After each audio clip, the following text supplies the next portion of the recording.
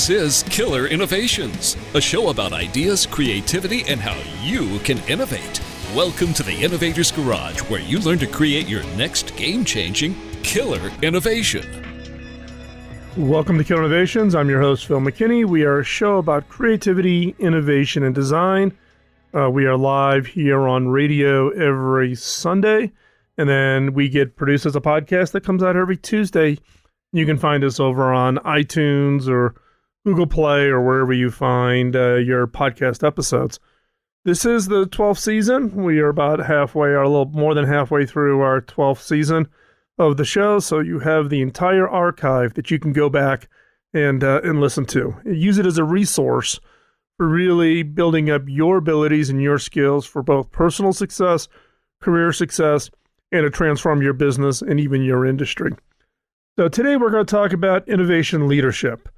Last week we talked about the roles of career and career development, and if you wanted to have a career in innovation and creativity. Today we're going to talk about innovation leadership, and this ties back to the point that in some cases within an organization you may not have an innovation leader in place.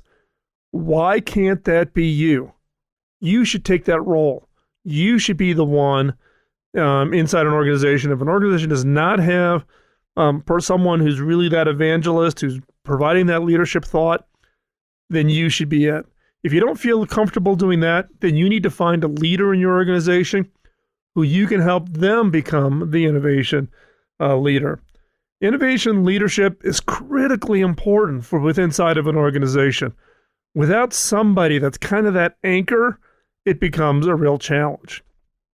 Now, and if you look back on highly innovative companies, the innovation leadership came, in most cases, from the founders, whether that's Mark Zuckerberg at Facebook, or whether that's Henry Ford, or whether that was Steve Jobs, Steve Wozniak at Apple, Bill Hewlett and David Packard at Hewlett-Packard.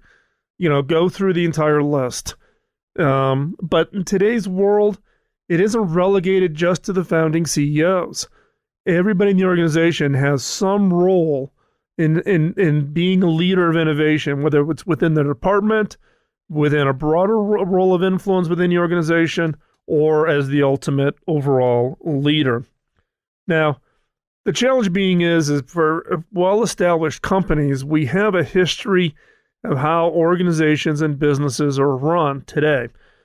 As an example, there was a recent article in one of the business journals. I don't recall it off the top of my head. But basically, they talk about the industrial economy, and that's where corporations and organizational structures got defined. And what they found, or what they created coming out of the industrial economy is, organizations could be efficient if they had well thought out strategies and strong execution. So it was all about strategy and execution. And they followed the business theories of the industrial economy gurus at the time, that they do this by creating strong hierarchies, clear reporting structures. The org chart is really a byproduct of this industrial economy. And maximizing productivity by standardizing and rationalizing every activity, trying to get an activity so well defined that you had a standard operating procedure, and it was really about the lower levels within an organization. Just execute the standard operating procedure. Don't bring any of your own ideas to it. Just do what you're told to do. And that eliminated uncertainties. It provided consistency. Think about Henry Ford and creating the whole process of manufacturing the automobile, which was really the innovation he created. Henry Ford did not invent the automobile. He invented the whole process of how you actually had the assembly line and manufactured the automobile as it went down the assembly line. But that is no longer the case. Today's business environment is much more complex and much more unpredictable.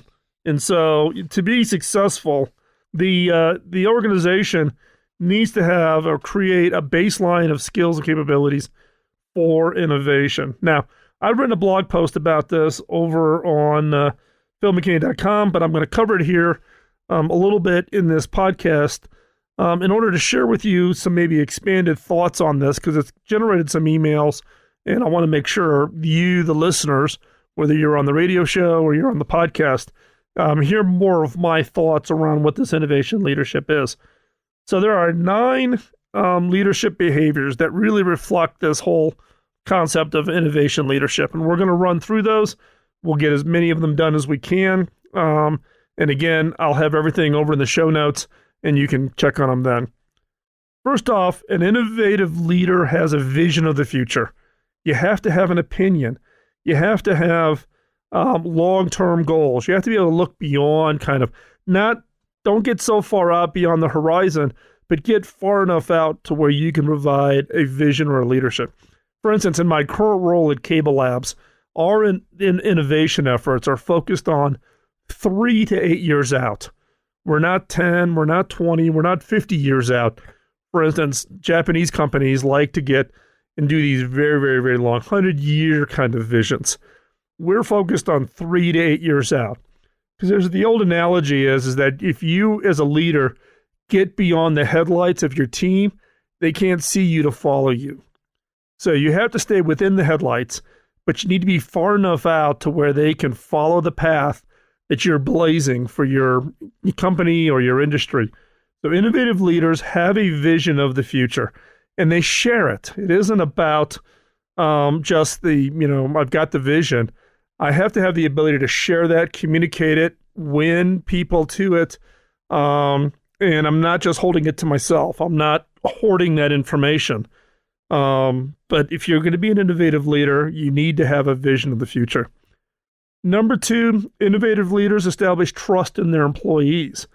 So the fact is that you can't be that innovative leader and just dictate. You have to build and establish that trust. So the way to do that, if you're bringing in new innovation to an organization, is don't go for that 8-year vision. Go for the 2-year vision, or go for a 1-year vision. And when people start seeing that success happens, it's like, wow, he set that vision and we executed on it, and wow, that was great. Then you can kind of get out to maybe 2 to 3 years and show some success there. Then you can go out to 4 to 5 years out and show some success there. And as you do that, you're building up trust in the fact that you have a vision, and when the organization or your team executes that vision, good things happen. So you have to establish the trust in your team such that it also reflects back to them. They want to be part of this, they want to see the success, and they want to drive this forward and get excited about themselves being part of this whole effort. So number 3, innovative leaders challenge the status quo. You need to be able to challenge and be comfortable in challenging the status quo. And as a leader, if you're willing to challenge the status quo and nothing bad happens to you, then they're going to be willing to challenge the status quo. Organizations that do the same thing this year that they did last year, that they did over the last 5 years, are not successful. Organizations, even innovation teams, and I keep pounding this point, if you need to constantly innovate the way you innovate. You need to constantly innovate everything you do. Innovation just should be one of those things that you do. So innovative leaders challenge the status quo. They don't rely on that safe and comfortable path, but they, on their future and on the visions, on the decisions they make, they're willing to challenge the status quo. They're willing to get out there and do something different in order to really drive change within the organization. And in some organizations, this is the hardest thing to do. It is incredibly hard. It is risky. You have to have buy-in from the leaders above you that they're going to support you. They've got your back, just like you need to convince your team that you've got their back. Part of a role of any kind of a leader within an organization, whether you're a manager, a team lead, a director, a VP, it doesn't matter what level you are. Part of your role is to be the BS filter. All the stuff that flows down an organizational hierarchy, your job, 1, is to protect your team. Filter out the stuff they don't need to deal with and allow them to do the work that they need to get done without getting distracted by all the BS that happens around the organization. So if you're a leader, you need to be willing to challenge the status quo, whether it's something above you or challenge the status quo below you, but do it in a way that brings those people along. So we're going to stop here. We're going to take a quick commercial break. When we come back, we're going to pick up on the 9 leadership traits or leadership behaviors that we all need to have in the innovation game. And then we'll talk a little bit about some other thoughts I have on innovation leadership. So stay right there. We're going to be right back after this quick commercial break. You're listening to Killer Innovations on the BizTalk Radio Network.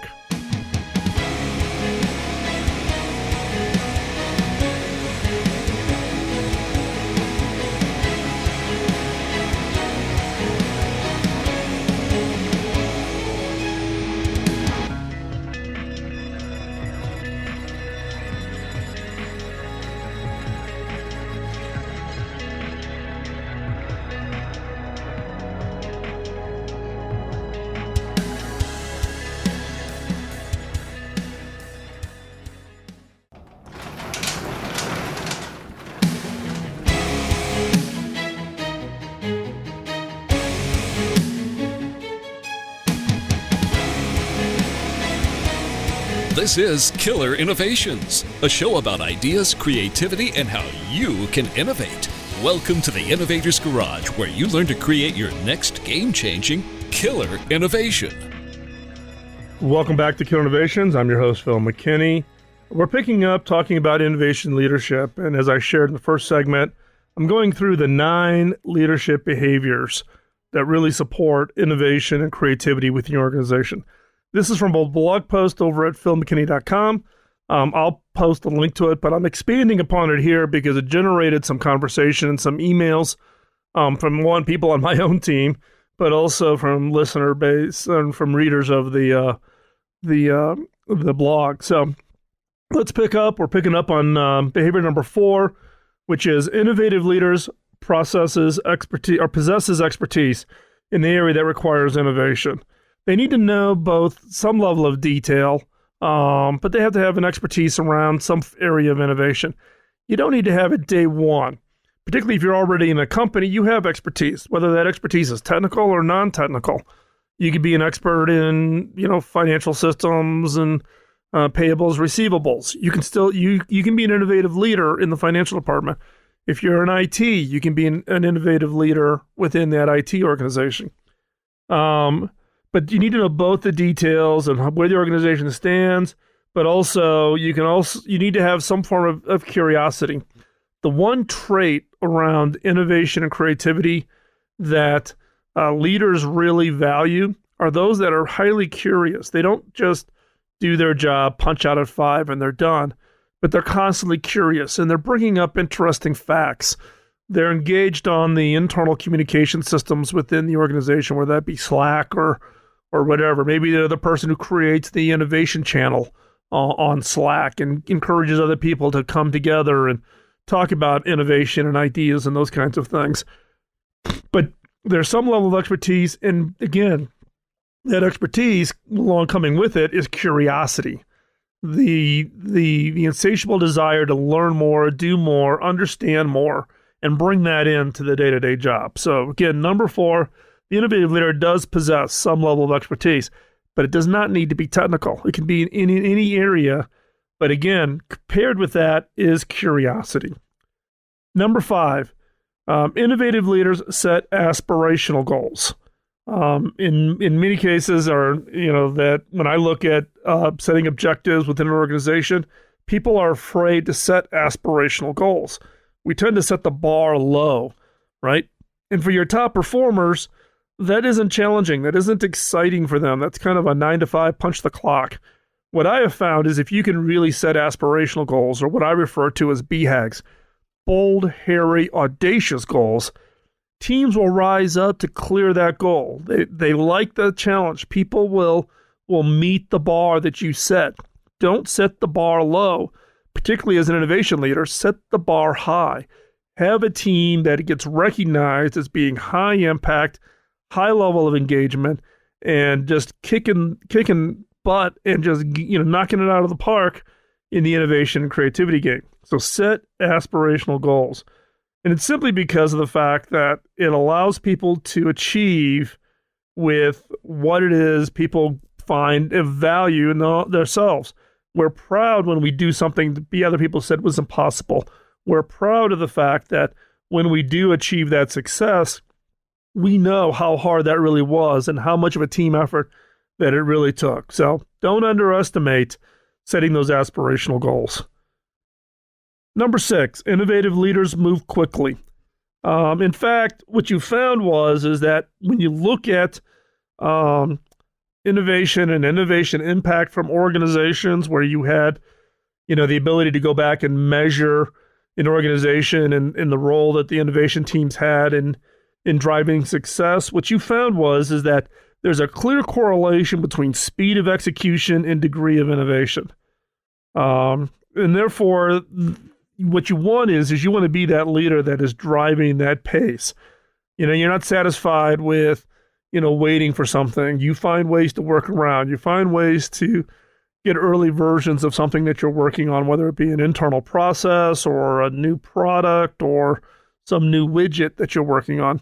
You find a way to get it done at a record pace rather than what the normal pace of operation is within your organization. So in that case, speed of execution is direct correlation to being an innovation leader. You can't operate at the same pace that is your normal organization. So if your organization says, okay, it takes 2 years to do something, the question you should be asking yourself is how do I do it in 1 year? How do you do it in 1 year?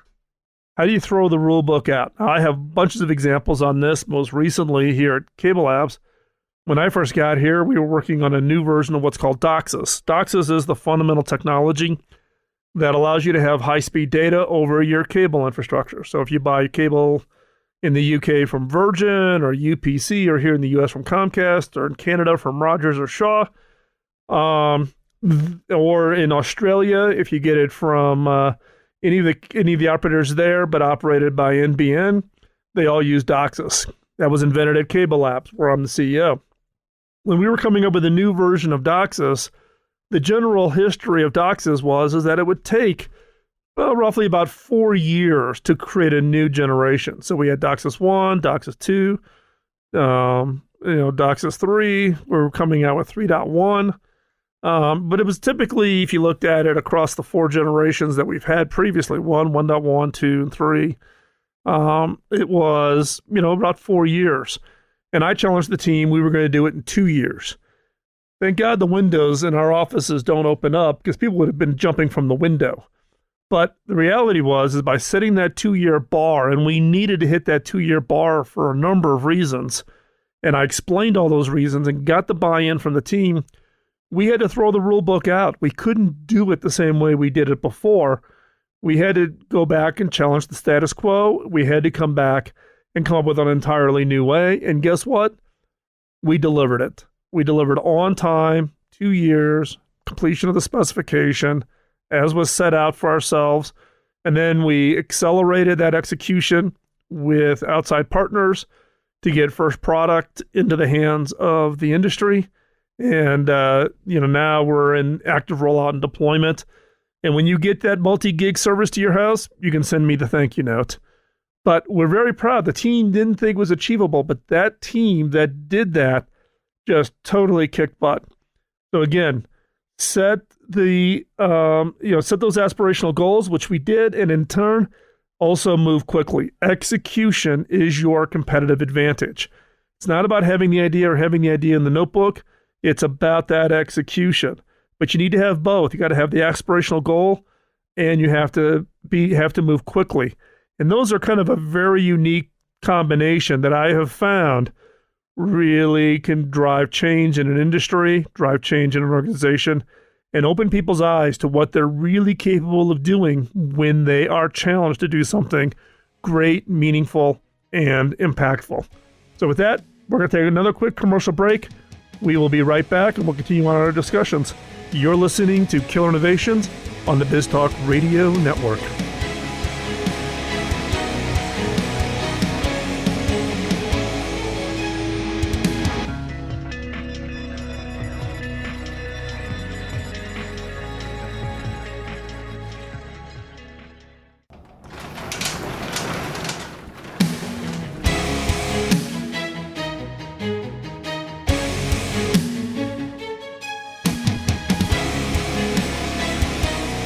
This is Killer Innovations, a show about ideas, creativity, and how you can innovate.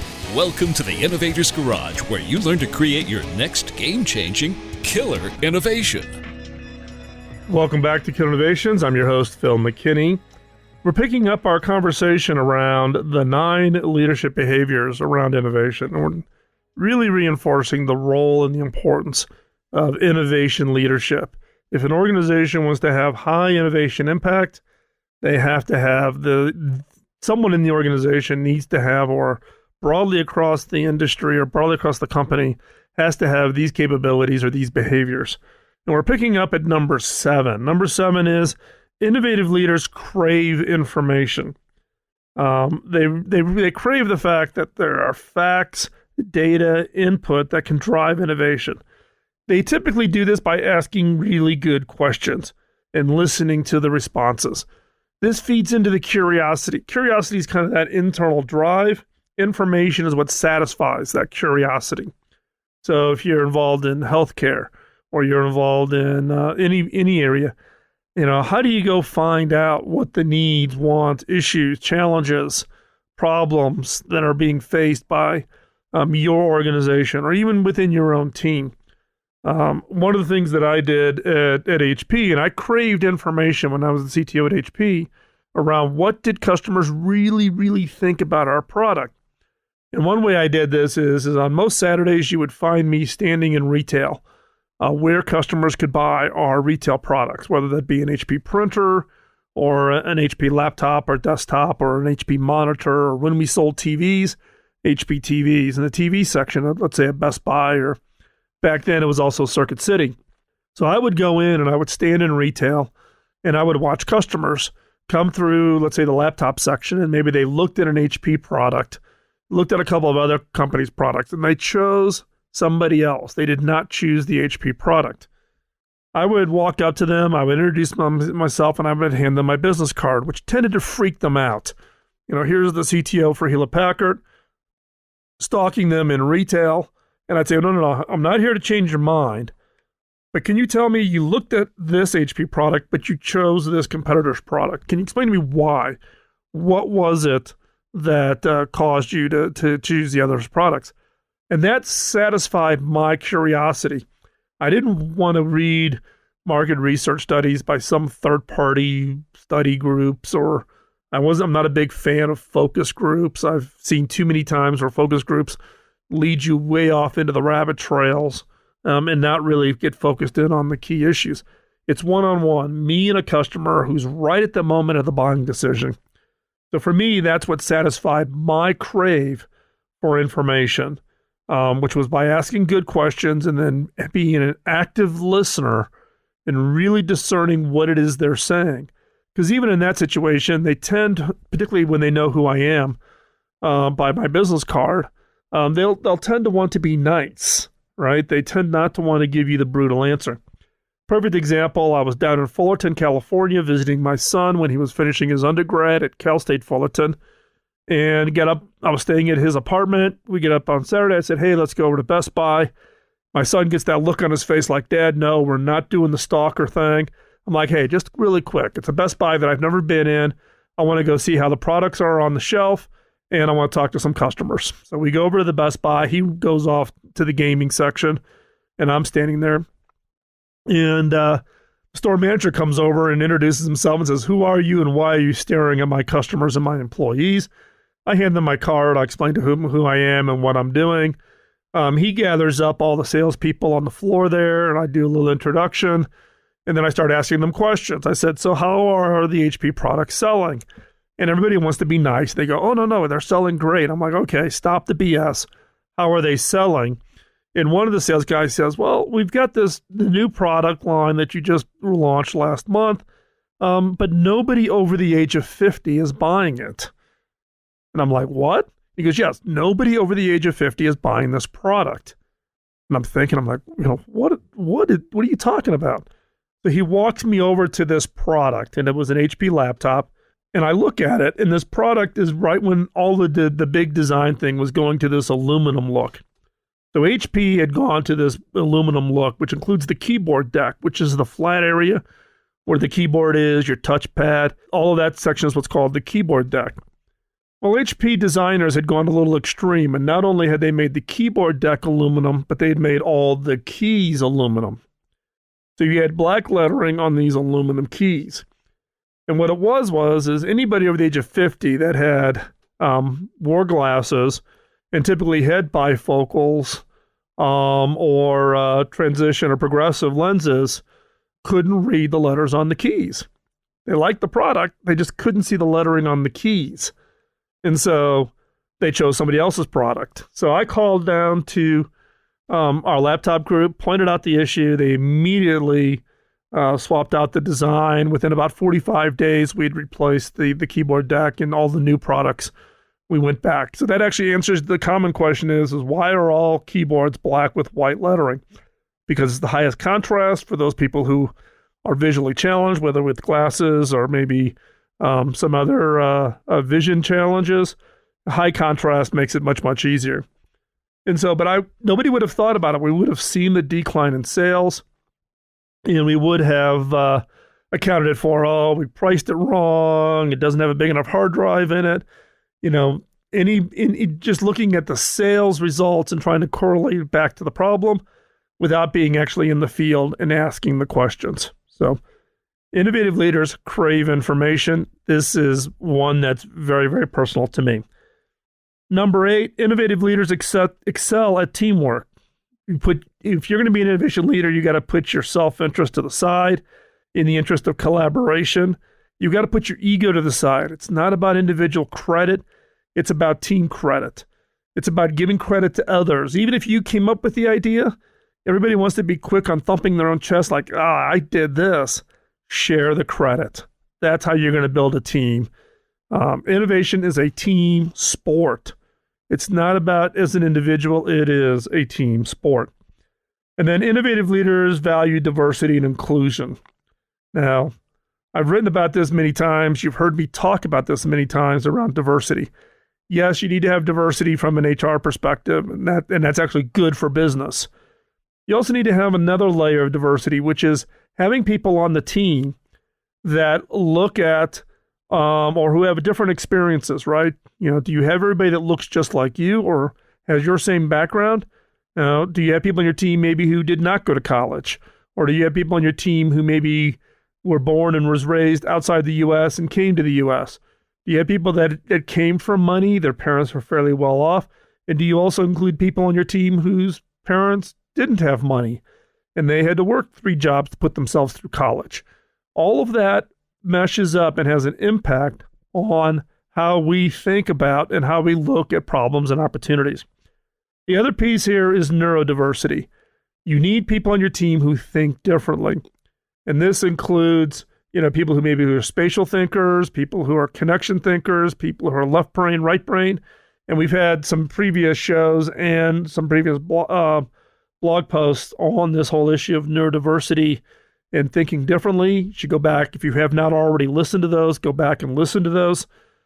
Because what I have found when I've gone back and done a postmortem on my teams that had the highest impact, revenue generating, margin generating, recognition, industry recognitions, any criteria you want to use for success. The teams that I had put together that had just knocked out of the park were the teams that were most diverse. And it's this diversity that really drives that teamwork and that ability to look and actually analyze and collaborate, bringing all those different perspectives together that drive the success of the overall program. So again, innovative leaders value diversity and inclusion. And that includes including people who have counter ideas. They don't always agree with you, that challenge you, and in some cases can be obnoxious. So again, number 9, innovative leaders value diversity and inclusion. So stay right there. We're going to take another quick commercial break, and then we're going to pick it up, and I'm going to come up with and share with you some questions as leaders that you should be asking yourselves.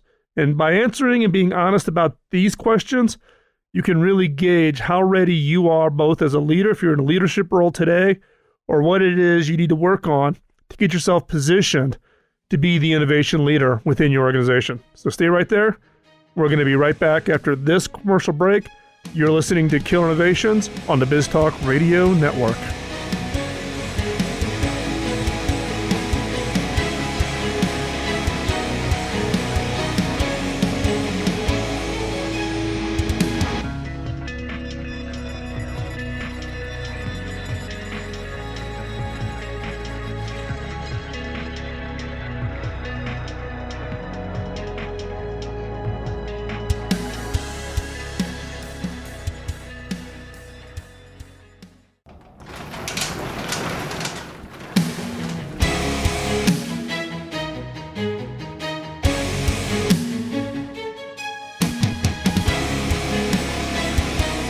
This is Killer Innovations, a show about ideas, creativity, and how you can innovate.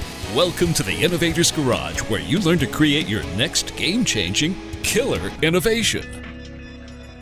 Welcome back to Killer Innovations. I'm your host, Phil McKinney. We talked about in the first 3 segments of the show the 9 leadership behaviors. They included number 1, innovation leaders have a vision for the future. Number 2, innovative leaders establish trust in their employees and teams. Number 3, innovative leaders challenge the status quo. Number 4, innovative leaders possess expertise, also curiosity. Number 5, innovation leaders set aspirational goals. Number 6, innovative leaders move quickly. Number 7, innovative leaders crave information. Number 8, innovative leaders excel at teamwork. And number 9, innovative leaders value diversity and inclusion. So now what I want to do is I've got a handful of questions here that I think, well, I'm a firm believer, are the right questions to ask yourself to see how prepared or how you're acting from a standpoint if you're in an innovative leadership role today, or you want to be a leader of innovation within your organization, or in some cases, if you're going to do innovation as a consultant on behalf of other core organizations. So question number one, am I involved in the ground level with my team? Innovative leaders don't ask their team members to do something that they're not willing to do themselves. They just don't get progress reports. They just don't sit back and wait for statusing in their one-on-one meetings. They get involved. They walk around. They go into the lab. They participate in testing things, right? So in our case, in my current role, they'll put out a call for people to come in and participate in a test of some new pieces of technology. I'm in there right away. Yep, count me in. I'm going to do that. And so you have to be willing to do what it is your team is looking to do. Question number 2, do I protect my organization's innovation resources? Within a lot of organizations, innovation or research and development or product development is one of those budgets or line items or resources that gets throttled particularly if the company's public, on quarterly results. And I lived this nightmare for many, many years where there's a tough quarter coming up. So all of a sudden, any purchasing gets shut down. The purchasing systems don't allow you to buy anything. Your best players get pulled from a project to go help put out a fire someplace else. The roles in innovation leaders, how well do you do at protecting those resources and making forward progress? And does your team consist of the A team, or is the organization giving you the B, C, or D players, right? So question, I protect my organization's innovation resources? Question 3, have I clearly laid out my goals?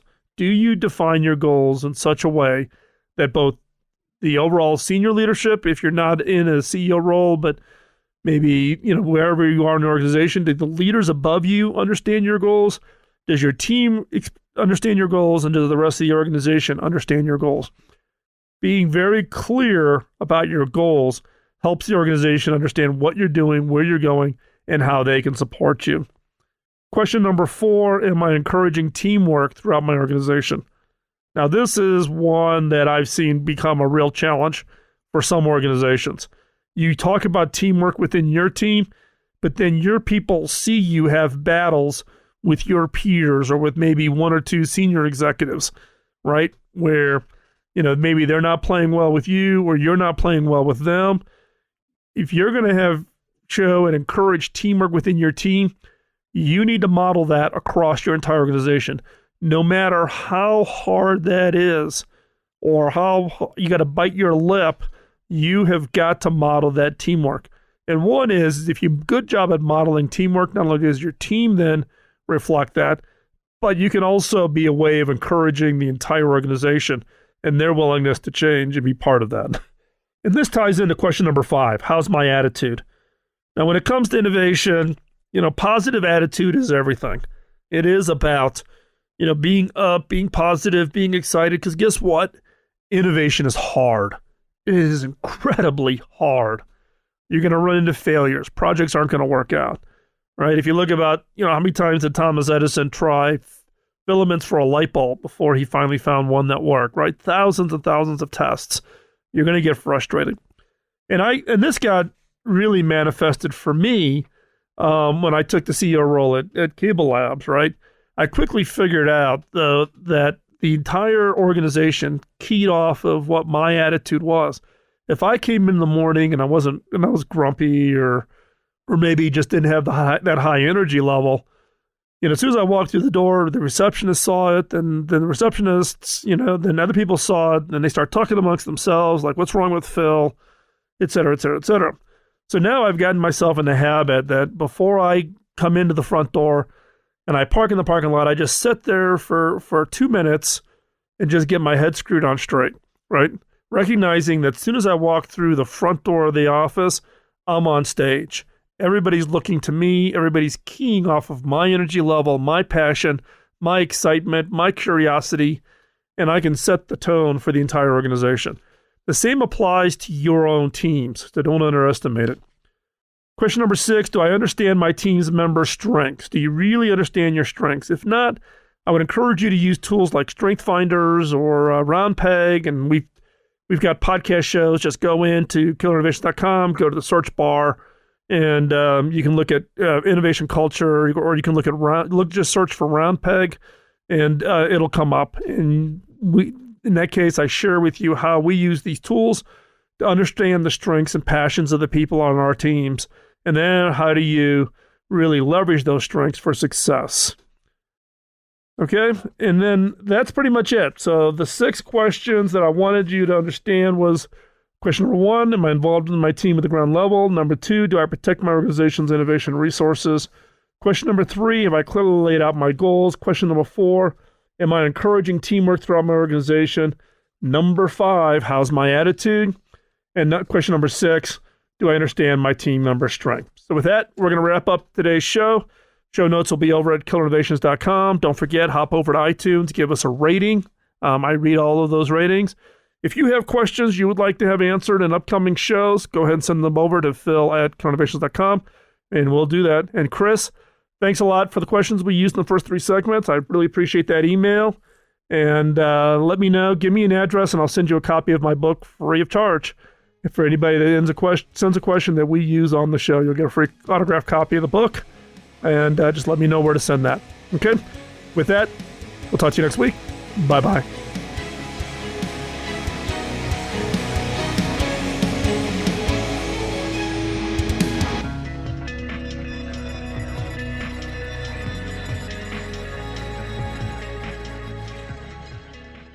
Autism. 1 out of every 68 children in America are impacted across every race, ethnicity, and socioeconomic group. If you aren't directly affected, someone you know is. Today's world doesn't support those on the autism spectrum. It needs hacking for us to truly welcome those who think and create differently than ourselves. We're Hacking Autism, a nonprofit charity with a mission to hack therapy, technologies, and career opportunities that improve the personal and professional lives of people on the autism spectrum. We believe that everyone can play a role in supporting those on the autism spectrum so that they can show their unique talents and abilities in this fast-paced world. You aren't powerless in this fight. Use your gifts and talents to make a positive impact. Join us in making a difference. Go to hackingautism.org to learn more. Carpenters have their hammers and saws, chefs have their outfitted kitchens, and musicians have their instruments. A craftsman's ability to do their job is dependent on having the right tools. So where does an innovator, someone who takes an idea and makes it real, find the right tools to do their job?